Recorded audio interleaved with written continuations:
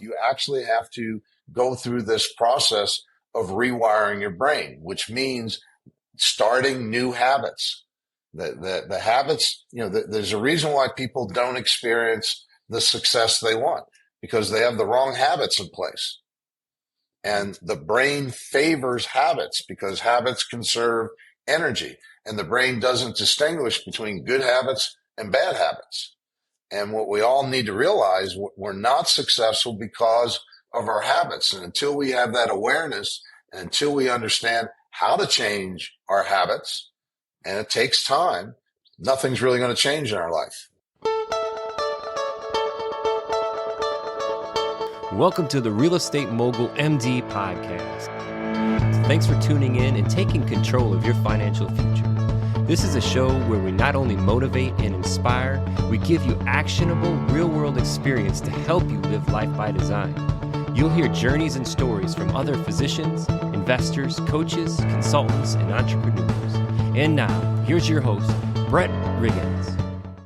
Today's guest is Steve Shull, former NFL linebacker, Wall Street trader, and real estate coach with over 60,000 hours logged coaching top performers. He's here to unpack the systems, mindset, and habits that actually scale success. And guess what? It's not about more. What does that mean? Well, let's jump in and figure it out. Here we go. All right. Hey, Steve, welcome to the show, and good morning to you out there on the West Coast this morning, huh? Thank you very much. Great to be here. Awesome. And man, what a story to talk about here. Most of the time we'll have physicians and investors and coaches, and you kind of touch in a few of these boxes, except for the physician one. But you've probably been to the physicians a few times in your career in sports, huh? A couple times. That's for certain. Yeah, let's jump into it this way. Let's start with your sports career and kind of transition that into where we're at now, Steve. Okay. Grew up playing baseball, basketball, football. That was my sole focus, much to my mother's chagrin. And eventually everything just pointed in the direction of football. Went to the College of William and Mary on a football scholarship. Then I was lucky to make it with the Miami Dolphins in 1980 as a free agent. I didn't get drafted. Came into training camp with 90 people. They cut down to 45 over that 8-week period of time, and I was fortunate to make the team. Played 4 years before a knee injury ended my career. Got to play in one Super Bowl 17 against the Washington Redskins. I actually got to be one of the tri-captains that day on the team. Played for Don Shula, winningest coach in NFL history. So it was a great experience, and many of the lessons that I took from the football field are part of my coaching practice today. That is amazing. What a journey. I can only imagine some of the things that you have seen in that journey. Aside from the sports, I mean, that could be a whole nother conversation, just talking about stories from your experiences there. But a lot of my colleagues that have built amazing teams, I feel like there's a lot of athletes that are inside of those teams. How did you take what you've learned from sports and then apply it into business and now in real estate?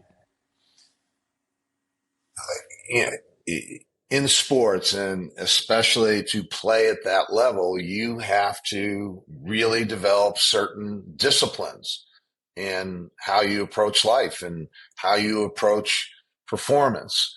And playing for someone like Don Shula, again, he's the winningest coach in NFL history. And now that Belichick apparently retired, he may remain that, forever. Because if it's not going to be Belichick, I don't know who it's going to be. And he was the winningest coach for a reason. And he prepared his teams to win every single football game. There wasn't one game that we went into where I didn't feel we were prepared to win and expected to win. We never went in as the underdog or feeling like we were the underdog. We always went in feeling we were the best team because Shula preached one thing: perfection. That was his standard. And you had to be perfect 100% of the time. And he was very clear about this. And so you knew what the consequences were of not being perfect. And everyone rose up to that standard. And when you play in an environment like that, where that is the expectation, that's what you train to every single day, it absolutely has an impact on you. And the thing about sports, that truly is team. And you learn what team is about. You learn that when you're on a team, everything you do every day impacts everyone else on the team. You're not just showing up for you and doing your thing. You're showing up for all of your teammates. And in football, where there's 11 guys on the field at any given time, everyone's expected to do their job, and your teammates are counting on you to do your job. So it's a very different environment to be part of.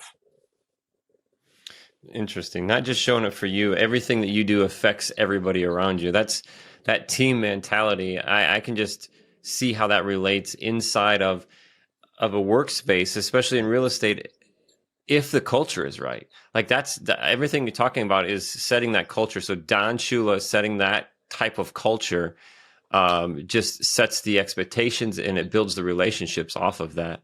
I've got in my notes here, Steve, that you went from NFL linebacker to Wall Street to real estate. How do you connect those dots? Indirectly.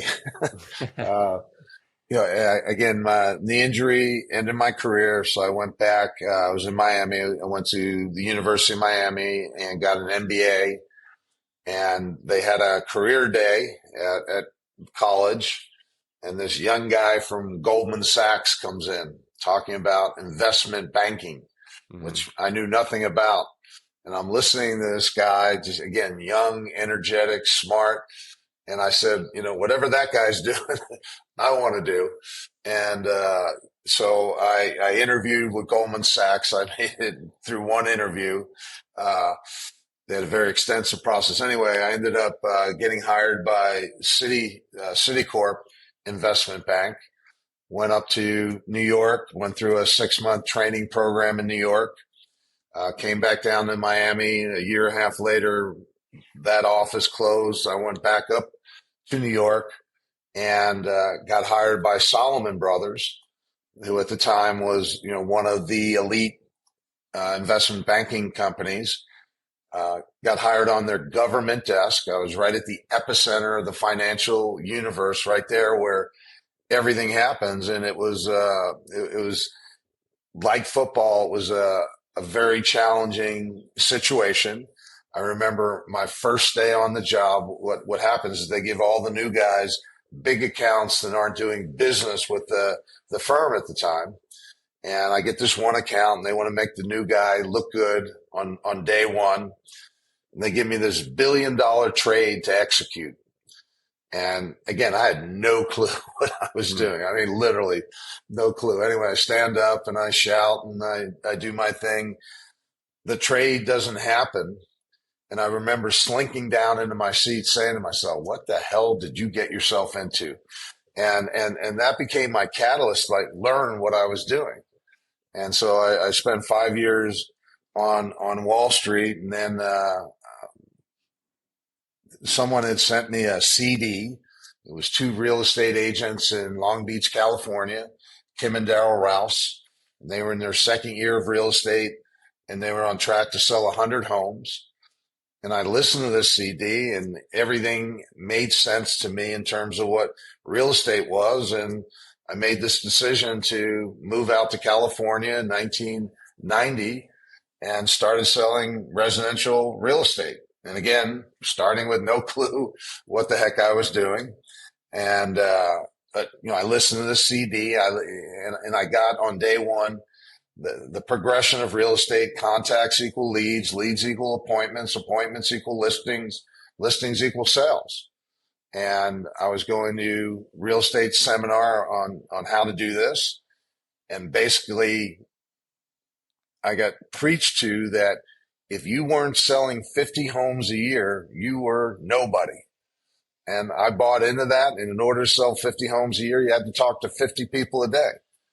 And I started out by knocking doors every day. Started at 25 doors, worked up to 200 doors a day, called every expired every day. And in my first year with a partner, ended up closing 53 transactions.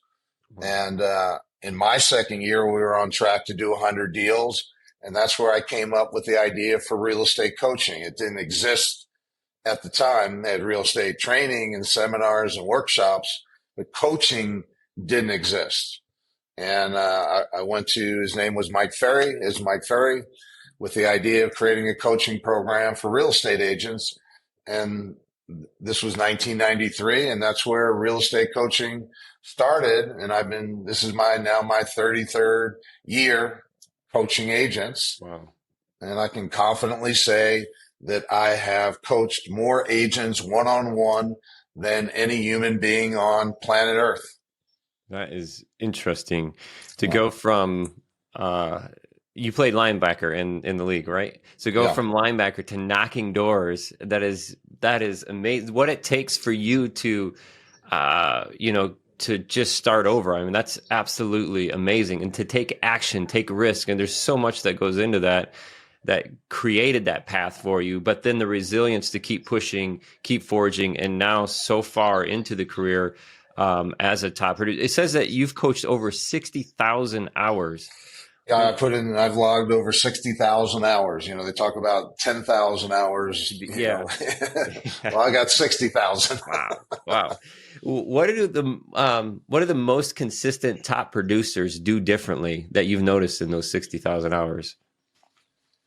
Well, it's interesting in real estate.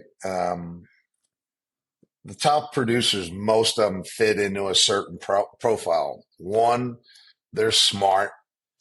Two, they're very determined. They show up every single day. They show up. And again, they're disciplined in what they do. There's no one size fits all in terms of how you generate business.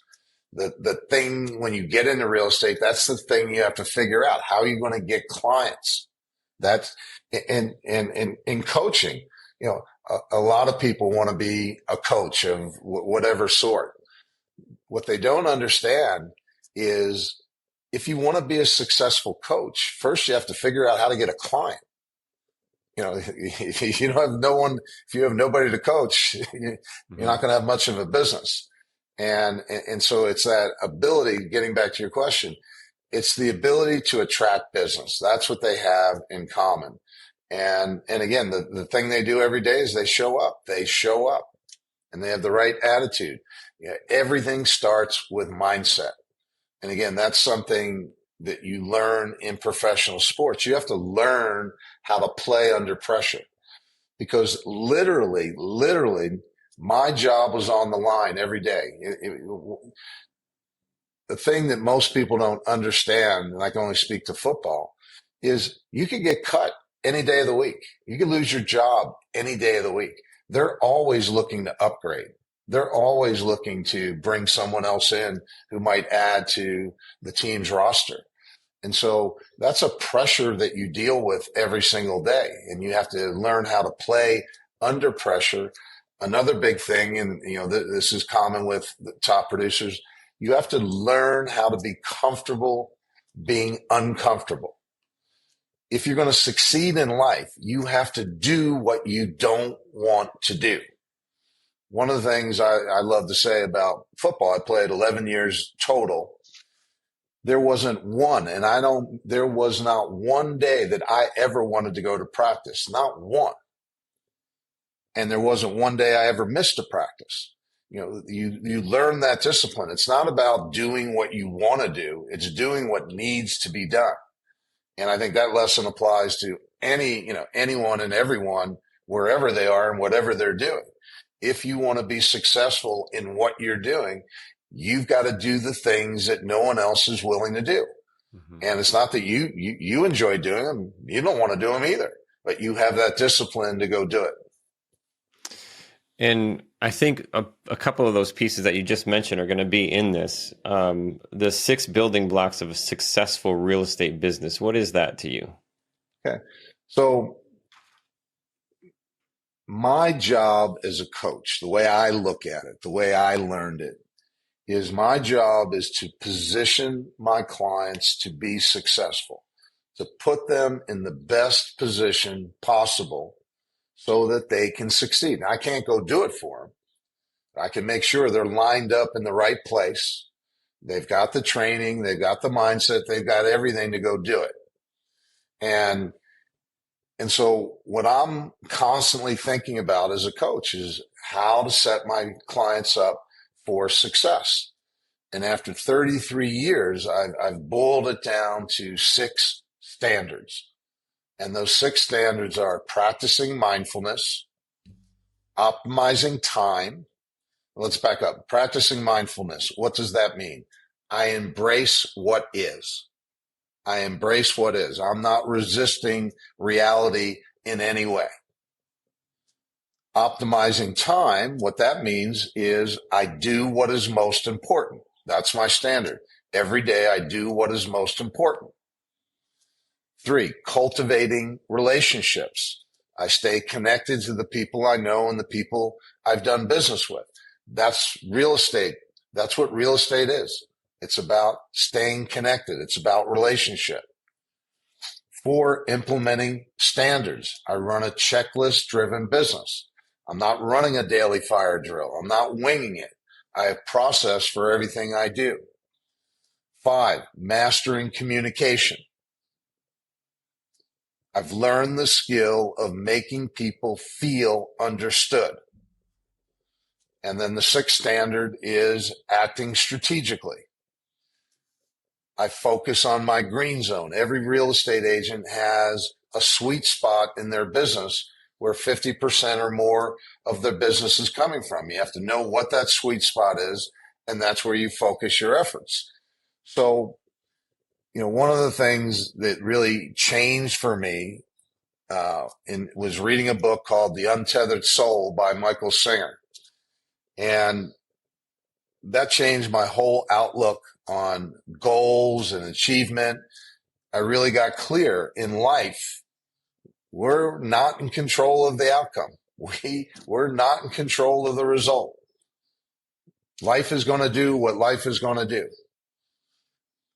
We don't determine what happens in life. We can't manifest anything. However, what we do control is how we respond to whatever happens, how we experience whatever happens, and how we respond.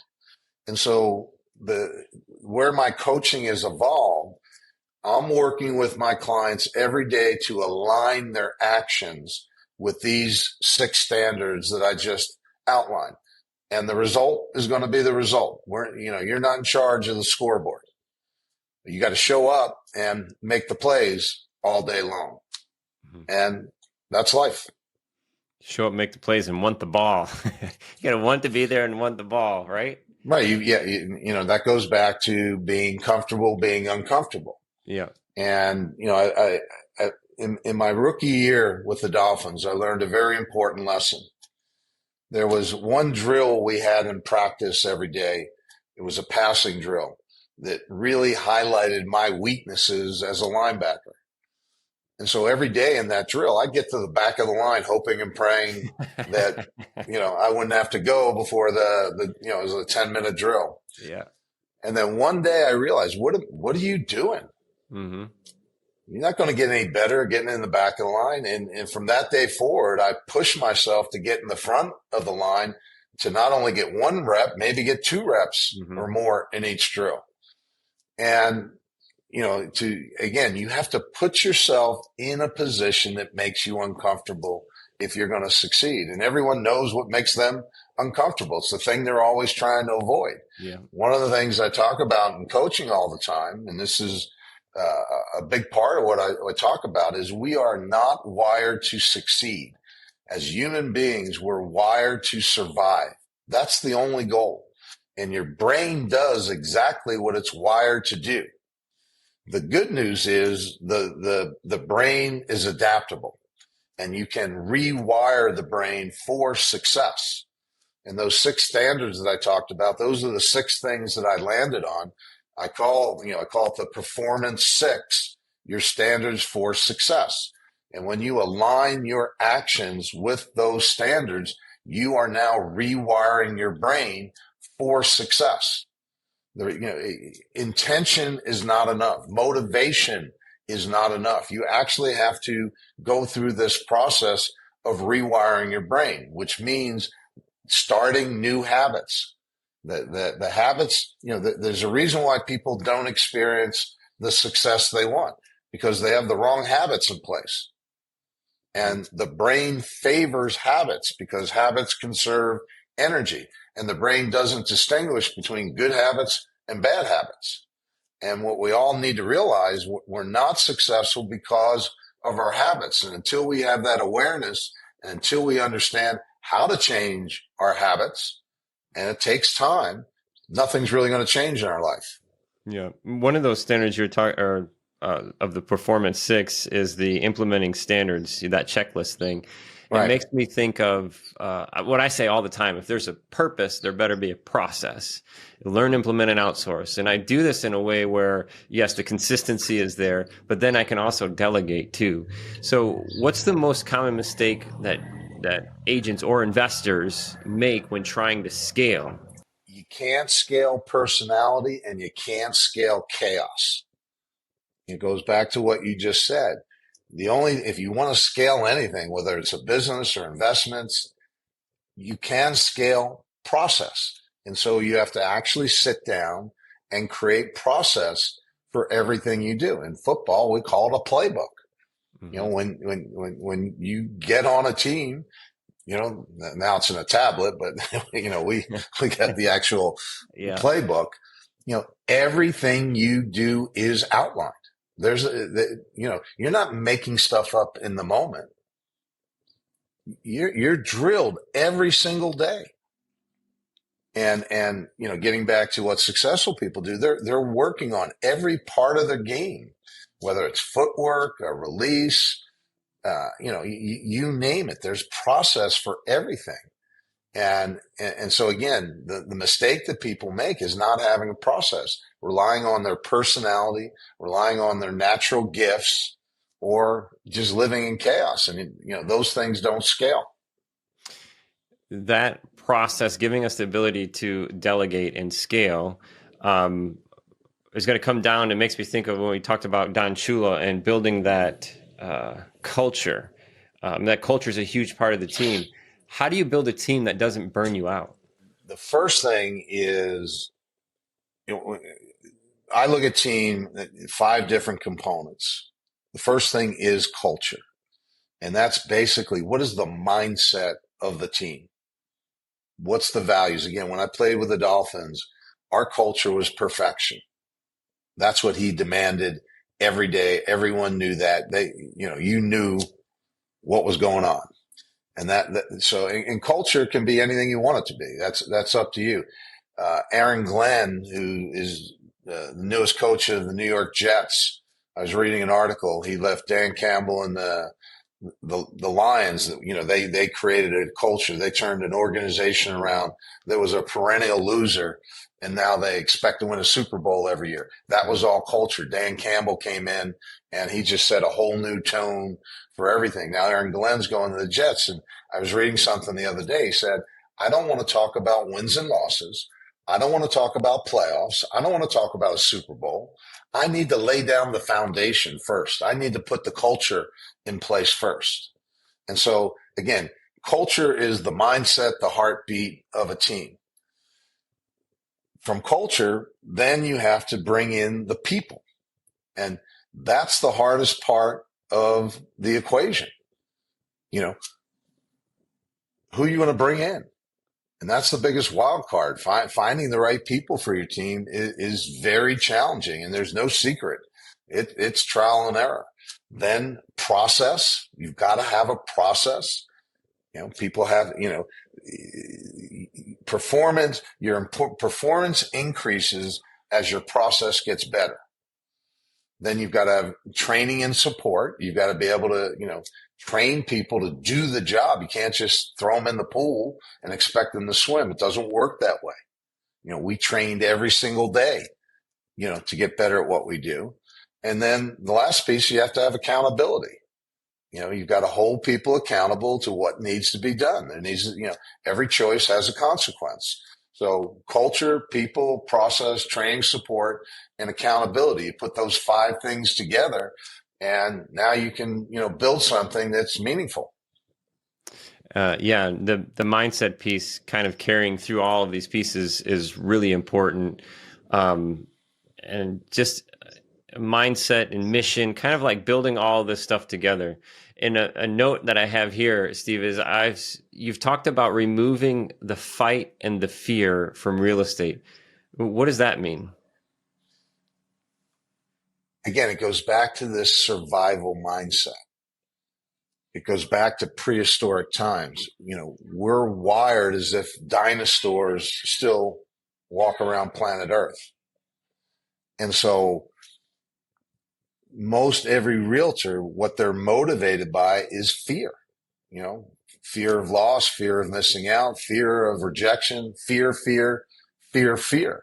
And as a result of that, they're stressed out all the time. They're always worried. In real estate specifically, and I'm sure this translates to life, in the real estate industry, the entire industry is about one thing: more. And there's this idea that if you just sell enough homes, everything's going to be okay. However, more is a complete myth. It's a complete illusion. It is an absolute trap. There is no such thing as more. Because when it's all about more, the goalpost just keeps moving. And I see this all the time. Someone's selling 10 homes a year. Now they want to sell 25. And the moment they get to 25, now it needs to be 50. And the moment they need to sell 50, now they got to do 100 homes. I talked to someone a couple of weeks ago. Last year, they sold 475 homes, which is unbelievable. Given the average realtor sells 4 homes a year, yep. They sold 475 homes. And now they want to double that. I'm like, are you crazy? What if 475 is not enough? Is 1,000 enough? Is 1,000 enough? And in a situation like this, what I want to say to this person is the goal this year is to do 475 better than you did last year. Get it better. The thing I coach to is not more, it's better. This is what we're focused on every day. How can we get better? And again, we go back to these 6 standards. How can we have a better mindset? How can we do a better job in terms of time? How can we do a better job in terms of cultivating relationship? How can we refine our process? How can we become a better communicator? How can we be more strategic in what we do? So it's not about more. If you can get to more as a byproduct of better, that's great. More by itself just keeps people trapped and going back to why they live in fear, because they're always thinking it's not enough. And more will never be the answer to not enough. More will never be the answer to not enough.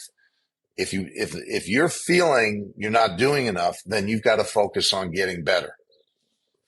Yeah, and that more piece just instantly puts me into the chaos perspective and trying to scale chaos. And it's just, I think of people that I've worked with that have, that target, that moving target of more units from an investor perspective and saying, this many. And I just think of what you say, better, not more. If that person focused on what they have better, and myself included, Steve, I've got units that are not performing as good as what they could be, but yet I'm still focused on this moving goalpost. I need more units. But my wife consistently says it to me, we need to focus on what we have. And it's just like what you're saying, better, not more. And, as you talk, when I worked on Wall Street, these were the brightest and the best where I was. And I paid attention and, talking about process, they approach trading in the same way that, we can talk about real estate investment. the best traders had a process for what was a good trade and what was a bad trade. Mm-hmm. And traders developed a discipline that they would take lots of losses and get out quickly and keep going until they got into the right trade. And once they got into the right trade, they doubled down and tripled down. But they had the discipline to take losses all along the way before they would get in that right trade. They had a way of doing it. They weren't just waking up every day and going, oh, let me do this or let me do that. They had a very distinct way of trading. And I watched that in action. And, they had a process for what was a good trade. And the other thing that, I noticed, if they got into a trade for a reason and then that reason went away, they got out. They didn't try and hold on to things when the reason for being in that trade no longer existed. And, I would imagine the same thing would hold true in real estate investment. You get in for a reason. And if that reason goes away, then you've got to reevaluate whether you should be in that situation or not. Yeah. And so much of this aligns. I'm a licensed real estate agent in a couple of states. I do it more for the purposes of investing myself. Right. But whether we're talking about investing, being an agent, I think it's important for the physicians who are listening to understand all of these pieces blend together. Like whether it's being an entrepreneur or all this stuff makes sense. Entrepreneur, a physician, being in sports, there's a common ground where all this stuff pours together. And one of these pieces is the relationships. I talk about it a lot when I say the equity in a relationship. In real estate is the business of relationships. What can someone who's looking to start building like a referral-based or relation-driven business, where do they start with that? Because as soon as people know what you do, what you're looking for, what your missions are, the kind of person you are, it starts attracting these things. And building that equity in those relationships is a huge piece. How do we start? Oh, the way you want to start is to understand real estate is a repeat and referral business. The people who get into real estate don't understand this because, again, going back to this whole philosophy of more, when you get into the business, what you're programmed is, oh, you need more contacts, you need more leads, you need more appointments, you need more listings. And if you get more, then you'll end up with sales. And what happens is you become very transactional. And you end up on a treadmill. Yeah, you end up on this treadmill where you're going nowhere. You're just pedaling harder and harder and harder to do less and less and less. And it's because that you develop this, in life, human being, our nature as humans is to seek comfort, ease, and instant. That's what we all want. Comfort, ease, and instant, which does not exist. Okay. It does not exist. And so most agents, the mistake they make is they're just thinking about where is the next deal coming from. It's what I call chasing a deal versus cultivating a relationship. Relationships compound over time, but the relationship is not going to bear fruit today. May bear fruit tomorrow, next week, next month, next year, next decade, but it's not about today. It's investing your time. And again, this is where real estate agents make a big mistake. They're not investing their time in cultivating these relationships, which will provide a steady income over time. They're chasing after a deal today. And this is what I'm coaching to every single day, cultivating relationships. And in real estate, at a minimum, it means picking up the phone every 90 days and saying hello. It's not a real estate call. It's a human being call. I'm checking in. How are you doing? I'm not talking real estate. I'm checking in with you as a human being. And again, you don't have to want to make these calls. You have to simply make the call. And this is the key in real estate. If you really want to build, it's one of the things that we coach to, is building a repeat and referral business that is sustainable, scalable, and stress-free. And the way you make it sustainable, scalable, and stress-free is you align your actions with those 6 standards that I talked about. So that, again, there's a process for doing this. And after 33 years, I've watched it. And if you work this process, it's pretty foolproof. What's next for Steve? What's next for your work? And where can the listeners follow you? Well, you can go to www.performancecoaching.com. I've got 3 books in the marketplace. One is called The Full Fee Agent, which I co-authored with Chris Voss, who many of you might know, who wrote Never Split the Difference. I have another book called Real Estate is Not Rocket Science, because guess what? It's not rocket science. And the Real Estate Team Playbook, where I share what it means to grow a real estate team. So you can go to the website, you can pick up one of the books, or you can email us at support@performancecoaching.com. That's awesome. And I see, congratulations on the books and your journeys, Steve. Thank you. It's awesome to sit back and see. And that stuff doesn't happen overnight. I mean, it's just years of consistency in every single thing that you've talked about. And I'm sure you've made mistakes along the way, but from the outside looking in, I mean, just congratulations. It's an awesome journey. And just to jump in real quick, the reason I was able to write the books is because I got a process. We had a process to writing it. I would have never been able to write these books on my own. I love to write, and I write millions of things, and, I was just collecting and collecting. It wasn't until developed a very specific process, found someone to write the books with. We do an interview. We had and the books became painless. It was unbelievable. Mm-hmm. That's what process does for you. It really streamlines and makes you a better performer. The paychecks from books are awesome. That's like the real true mailbox money. Like you put the time in to do it. And then like these monthly, it's like, okay. Those are the coolest things about the book income for me. Yeah. I love it. But the Chris Voss thing, that is amazing. That's one of my favorite books, Never Split the Difference.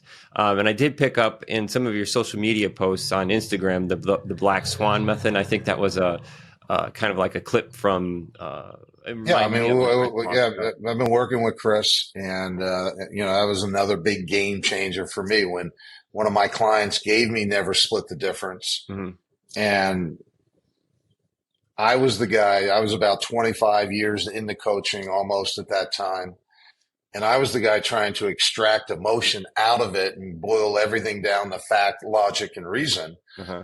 And in reading that book, I had the major epiphany. You can't overcome emotion with fact, logic, and reason. And I picked up the phone. I got a hold of Chris, and I changed my entire coaching practice 180 degrees because everything he wrote about in that book, the title got me at first, Never Split the Difference, because in real estate, what does every real estate agent do? Split the difference. In a negotiation, they split the difference, which is a lazy way of negotiating. Yeah. Anyway, so,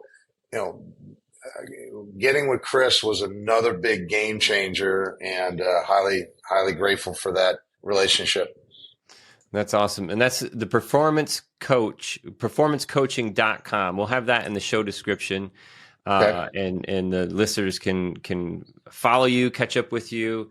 Man, what a journey. So much. I could go on for hours and hours. We could have our own podcast, I think, just talking about everything that you've picked up. And thank you for sharing that with us, with the listeners here today. And I just hope that it just plants a seed somewhere to start, whether it's in one of the little things we've talked about or, following you. So thanks again for your time today, Steve.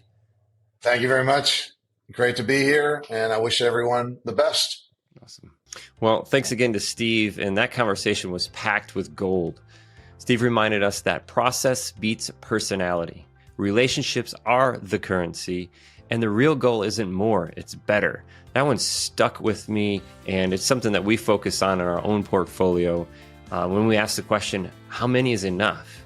If we focused on what we have and make it better, how much more is that actually going to give us instead? That mindset shift alone could change everything. You can find more about Steve at performancecoaching.com. One of those books co-authored with the one, the only Chris Voss, author of Never Split the Difference as well too. Love that book. Got to grab that book as well. But check him out, learn more about him, follow him, and wow, make the difference in your life today just by focusing on your mindset. So much to learn from this conversation today. Thank you so much for spending that time with us. And most importantly, thank you for the attention that you've given us. This is the Real Estate Mogul MD. This episode is powered by Crescent Tech. If you are looking for a CRM built for real estate investors, discover Streamline REI by Crescent Tech. Simplify, automate, close faster.